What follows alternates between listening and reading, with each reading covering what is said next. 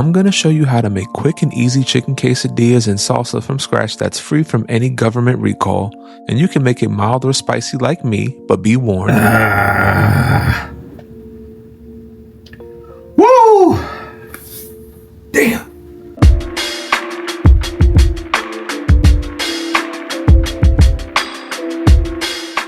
Alright, we're going to start off with the first step of this recipe, and that's seasoning our chicken. I've got a pack of boneless, skinless chicken thighs from my local grocery store. This pack was about $6, and typically 6 thighs come in a pack, which is the perfect amount of chicken for this recipe. I'm going to season this with some of that brown sugar smoke seasoning from my friends at Station 1923. If you don't have this kind of seasoning, I recommend a barbecue flavor seasoning or one that adds a little bit of smokiness to the flavor. But this one, as always, comes from a trusted Black woman-owned business, so if you'd like to support them, check out the link in the description. Next, we'll add some garlic powder and some onion powder as well. Exact measurements will be in the recipe on my website at cookingwithpatley.com. Get the link in the description. Add a little bit of paprika to enhance the smokiness and to help with that color, followed by a little bit of cayenne pepper. You don't have to add too much, just a little bit to help add some spice. Now, if you've seen this channel, you know that green seasoning is essential in most of my dishes. This is considered gold in most Caribbean and Latin households. You can also check my website for the full recipe for this as well. Actually, any recipe that you see in this page is going to be on my website, so if you see it here, just assume that it's there. Next, we're going to add a small amount of olive oil to the bowl and begin to mix those seasonings into that chicken. Chicken thighs tend to pick up the flavor rather quickly, so there's no need for a super long marinade. If there's any excess fat on the thighs too, just simply remove it off as I did. Now, if you do choose to marinate these, 30 minutes is all you need.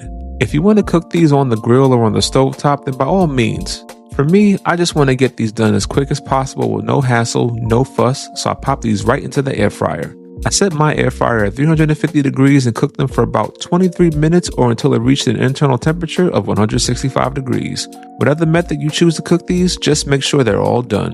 Now while that cooks, let's get our salsa ready. First, I grabbed about 4 Roma tomatoes, 1 poblano pepper, half of a red onion. Now you can use a white onion or a yellow onion, but red delivers a better flavor profile in my opinion. I also added 5 cloves of garlic, 2 Scotch bonnet peppers, a lime, a whole jalapeno, and some cilantro to finish the list. I got my vegetables from my local farmer's market, and I encourage you to shop there if you have one nearby. I know that a lot of people don't have access to fresh produce, and Lord willing, if this page ever blows up, that's going to be one of my goals, to get fresh produce out to the community by any means necessary. And while I get this lined up in the cast iron pan, I want to say that I wanted my particular salsa to be kind of hot. So if you want the recipe to be mild and you can't take the spice, just simply take away the Scotch bonnet and poblano peppers and remove the seeds from the jalapenos. I'll be sure to remind y'all of that in the description of my website, so make sure you go check it out. Now, the idea is to get those vegetables all lined up properly on the pan, and when the pan begins to heat up, the tomatoes and peppers will start to develop a nice char and a nice flavor. Remember, color equals flavor.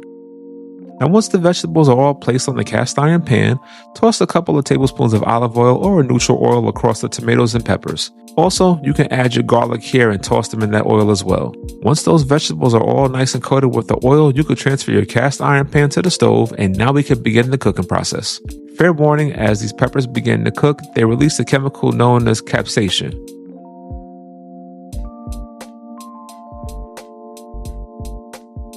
Now, the smoke will likely get into your eyes, causing you to tear up, sneeze, cough, so please be careful. Now that I've done my due diligence, I'm going to rotate these vegetables as they start to develop a char.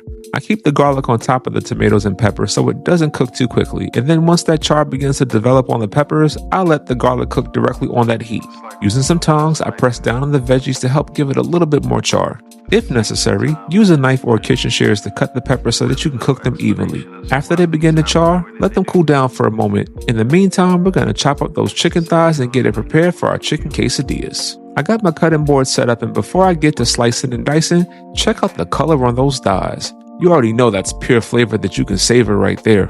Now, of course, there's no wrong way to go about cutting these, whether you want strips or cubes. I'll make sure I get my chef's piece right there to get a little taste before I go ahead and serve these, and I can assure you that these are very delicious. Now, this air fryer method works if you have a lot of chicken thighs and you're really strapped for time like I was, so go ahead, cut these up, put those thighs to the side in a bowl, and now that the vegetables have cooled down a bit, we can make our salsa.